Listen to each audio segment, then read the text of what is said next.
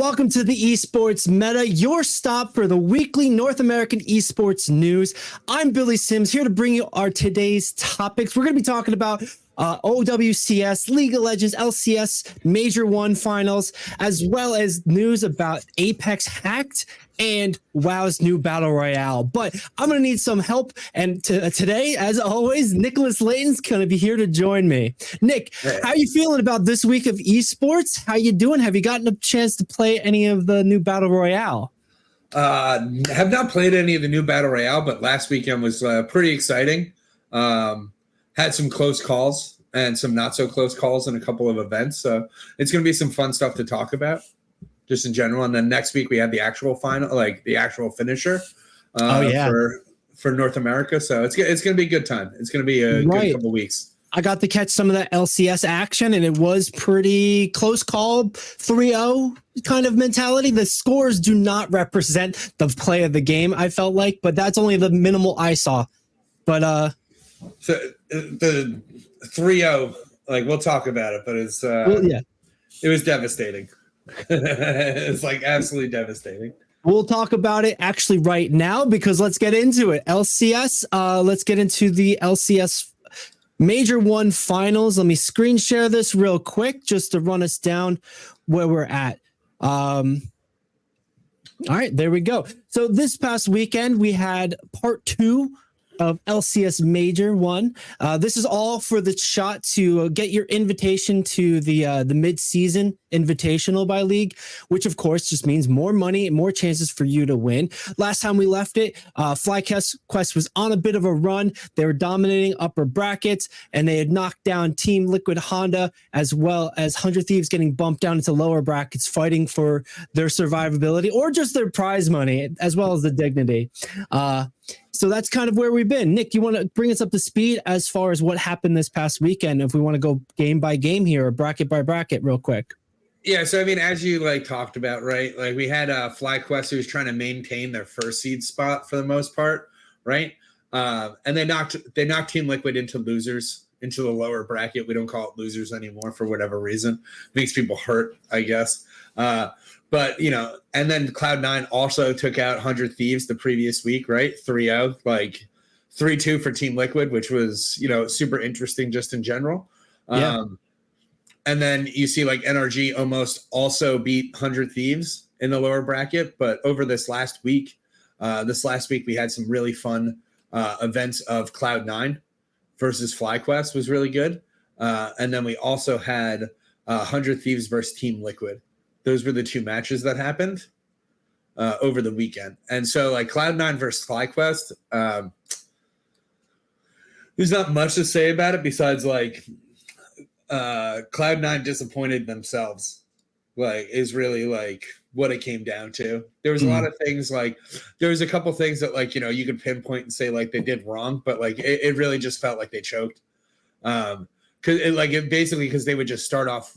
They would start off with decent or good, or, you know, they would have some really strong ways to stay in the game or get back into the game.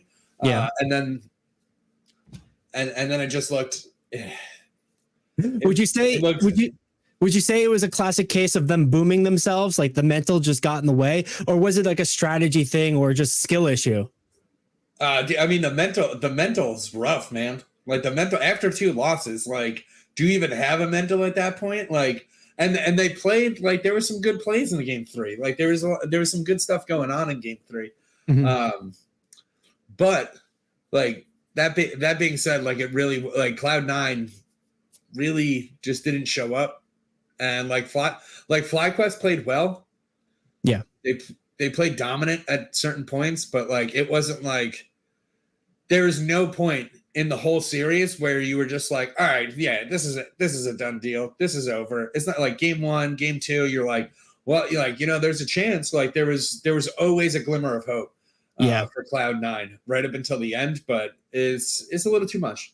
They just couldn't much to overcome. Yeah, they just couldn't pull back the reverse sweep. They couldn't get any sort of ground, be it the mental or the strategy. But yeah, definite rough because they get they get bumped down into the lower bracket finals. They have another shot to have for a redemption arc. If they win against Team Liquid Honda, they'll be back at it to FlyQuest and hopefully put up a better showing, or we'll just see a repeat 3-0. This is important because they're fighting for the second seed to MSI, correct?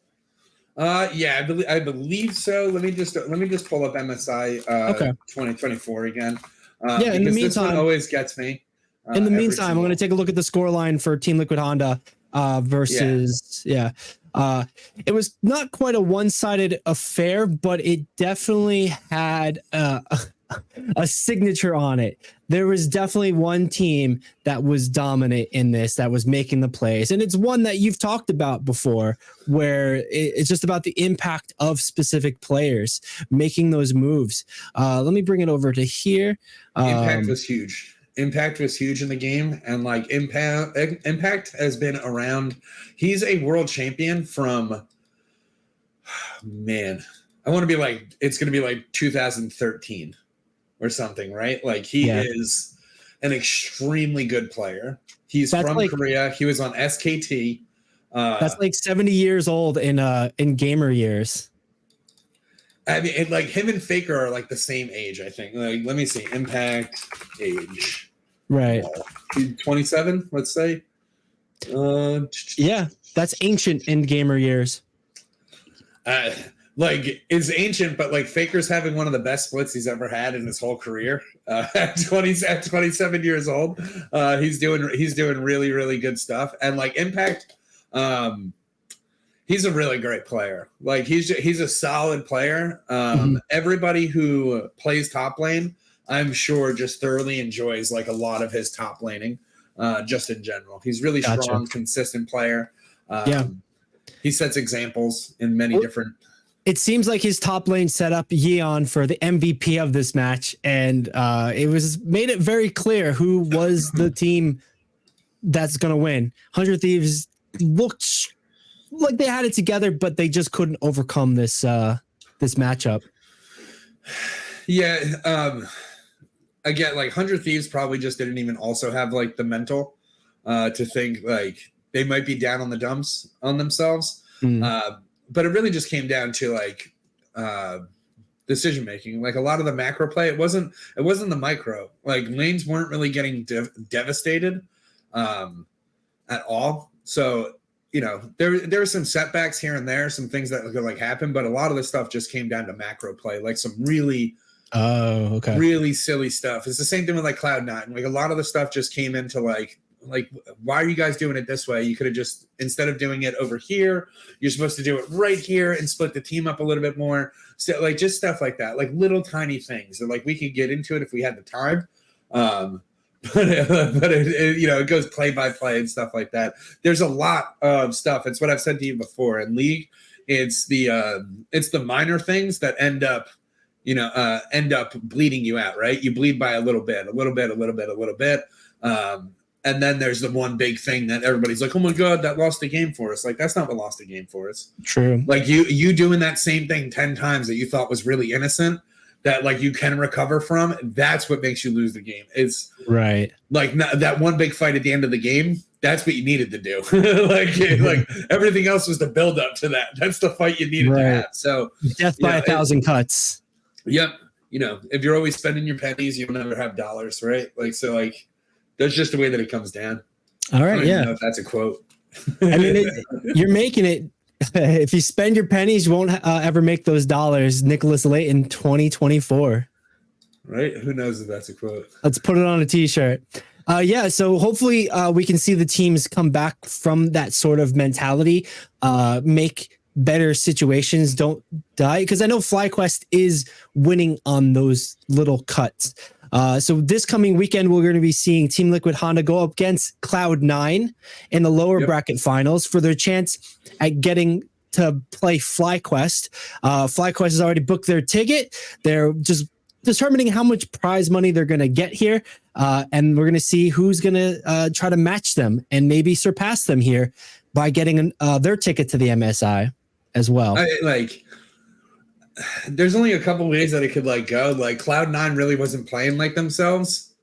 And like it does seem like Team Liquid was at least like at least 80 to 90% of themselves, right? Like even when they were playing FlyQuest in the beginning of the upper bracket semifinals. So really it just matters like how exciting this is going to be. It really depends on like if Cloud9 comes back in as like regular Cloud9 in full form. They don't even have to be better than they once were. They just have to literally be Cloud9 and not throw, not do any of that, which is easier said than done, especially for a person who's not playing. Like, don't die, bro. But like, get out the gray, right? Just stay off the gray screen. But like they, as I said last time, like when it comes to like Cloud9, there's like a lot of ego in a couple of their players, but not necessarily like a bad thing. They just need to do what they're supposed to do and rely back on like some of their players. Like maybe they just need to go try to win out of the bot lane or something.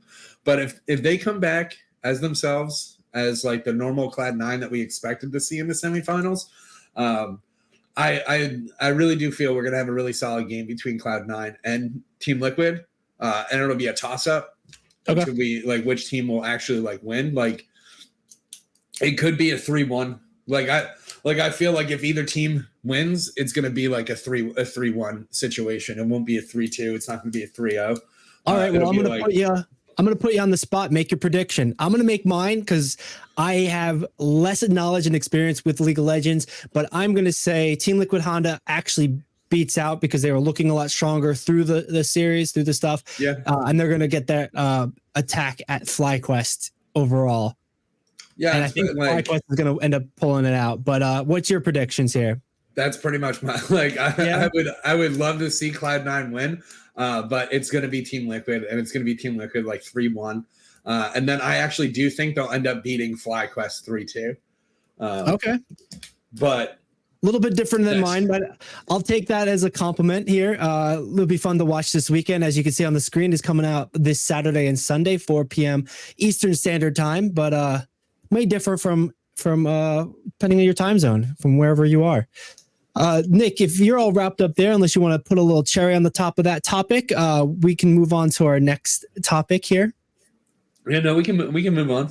I got nothing else. The only thing I can possibly say is Bubbo's going to talk trash before the week is over, so it's going to be pretty intense. Like Bubbo's been he's been spilling tea.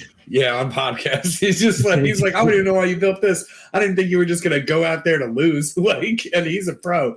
Like, the trash talk has been going up some spicy levels, dude. It's like hot ones. We're like level 4 right now. Okay? Like it's like we're level 4 spicy at the moment. It's getting up there. The bomb might hit. You don't know. Yeah, well, he's got a ticking clock to make that happen. He's got about 3 days to see some Spice Lords in the chat.